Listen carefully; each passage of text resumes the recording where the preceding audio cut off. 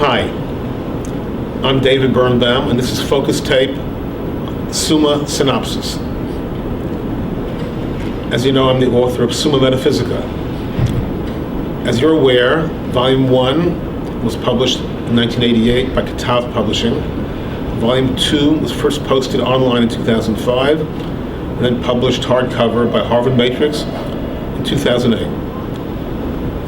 From our perspective, Summa presents an elegant and powerful metaphysics. Now, FYI, background, metaphysics in principle means beyond physics. Metaphysics as a field attempts a conceptual understanding of the cosmos, as juxtaposed against physics, which is focused very heavily on an experimental understanding of the cosmic order, to the extent that it can experiment. There's extrapolation from experimentation, but the core of physics is anchored in experimentation. The Summa Metaphysics was first proposed via Summa 1 in 1988. No known weak points have emerged in 25 years of academic scrutiny. So this is a focused presentation of the core themes of Summa. As you may be aware, Summa takes a hitherto mundane concept, potential, and then sort of turbocharges it. Summa force multiplies it into potential to the infinite power. Our key term is quest for potential, infinitely iterated, meaning quest for potential within potential within potential. So the first level of Summa hypothesis would simply be that quest for potential, our favorite term, infinitely iterated, unifies and drives the cosmos forward. What follows on this presentation is the next level hypothesis. For reference, I would label it synopsis. So here we go. The cosmos is possibly best described as an overarching and morphing wave of quest for potential. For shorthand notation, I call this Q4P, quest for potential. I also call it infinite divine potential. Now, Q4P eternally seeks after its own maximal potential. In our view, Q4P keeps a very careful eye on the short-term, medium-term, and possible long-term. That is, Q4P is vigilant regarding three interrelated, nested components. First, survivability. It must prevail. Second, the array of potential possibilities. These have their own internal hierarchy. And finally, third,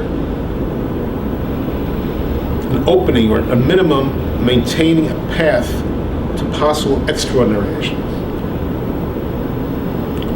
Quest for potential. Can we possibly tether this concept biblically for those religious predilection? Yes. In biblical terms, the Hebrew, Ahayeh Asher Ahayeh, I will be that which I will be. The name of the divine articulated to Moses at the burning bush saga, circa 1250 BCE, in the desert just outside of Pharaoh's Egyptian capital. Now back to our theory. Infinite divine potential, aka quest for potential, aka Q4P, drives the cosmos forward and infuses us with life. Now, eternally and initially, Q4P exists only in metaphysical realms,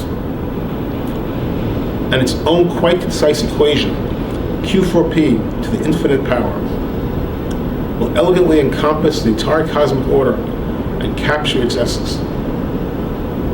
We conjecture that at an early stage of the metaphysical cosmic continuum, the interrelated equations of physics, math, chemistry, et al. Emerge as the optimal expression of Q4P at that relatively early point in time. In turn, these equations seek actualization and optimization and embodiment. That is, the equations ache for, actively seek, and ultimately maneuver for, and deploy for actualization optimization, and indeed, eventually corporeal embodiment.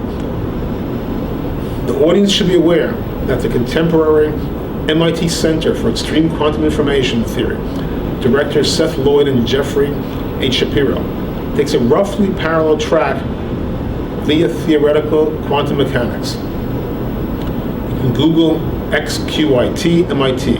It rhymes. XQIT MIT. Their approach is more mechanistic than mine, but they travel a parallel path. In any event, back to those metaphysical equations. My hunch is that high on their to-do list, they seek love and or the ability to give love. So does Q4P have infinite power? Well, Q4P does not have infinite power, but has very, very considerable power. Enough power to ignite a cosmos, especially in realms where their equations, with the equations of physics and math and chemistry, can project their power. Thus, the resolution of the great so-called Goldilocks enigma in science, to be elaborated on it in the future focused tape, now becomes readily at hand. Meaning, the equations make quite sure that all the key critical calibrations and constants were lined up and in line. The gates were all lined up. The late great Princeton physicist John Wheeler would probably smile and say that Summa is Birnbaum's sketched out version of Wheeler's it from bit conjecture. However, Birnbaum, meaning myself, might be uncomfortable with the heavily mechanistic aspect of Wheeler, as we are slightly uncomfortable with the heavily mechanistic aspect of Seth Lloyd. But we're both and all traveling in the same general direction. Now back to our synopsis. The equations wanted out from the loneliness of the void. They simply could not take it anymore. The equations discern a line of escape from out of the void and into reality. The escape route is via igniting the universe as we know it, meaning as scientists understand it X billion years ago. Now, Einstein and comrades postulated and quite amply demonstrated in the 20th century that splitting an atom might unleash an atomic explosion. We're not Nobel laureate physicists. We are not even physicists. We are mere conceptual theorists. But we stand on their illustrious shoulders and hypothesize, we conjecture, in the 21st century, that perhaps splitting the mysterious number 0, or the 0 point, whatever exactly that was, unleashed not only positives and negatives, not only -1 to -infinity, and +1 to +infinity, but sufficient energy to literally ignite and create a universe, our universe. So the Big Bang, the genesis point, the Bereshit point, is calibrated and ignited. This Big Bang is calibrated to ultimately seed the universe with approximately 100 elements. These 92 to 100 plus elements in turn would eventually evolve over time into sentient beings, increasingly capable of greater consciousness, greater feeling, greater emotion, greater projection, and indeed even nobility. That is, eventually into humans. In turn, these humans, ourselves, would project our own potential via our works and via our offspring, and our offspring's offspring, to achieve greater and greater potentials within potential, ad infinitum, across the planet and beyond, indeed across our solar system and ultimately beyond. Thus, we're all apparently an integral part of this ever-advancing wave of potential. One can surmise that as high-level sentient beings at the forward wave of cosmic evolvement, we in turn, on some level, evidently help direct the next wave of advance. Meaning we conjecture that our own consciousness is somehow harnessed by the overarching Q4P to help guide the next wave, and onward, iterated onward and onward, and so on over the millennia.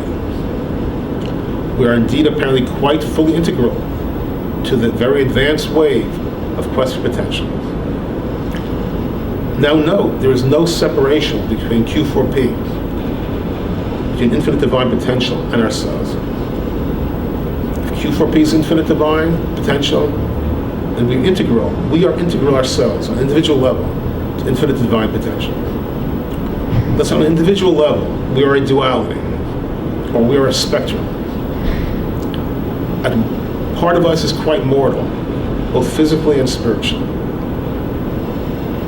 And part of us, at the other end, is quite divine, stretching back from eternal origins and projecting forwards towards infinity, towards the far reaches of time. Now note the irony here. While it is true that humankind seeks the metaphysical and the eternal,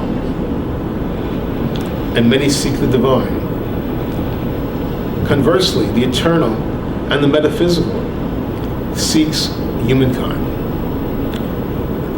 Beautifully symmetric.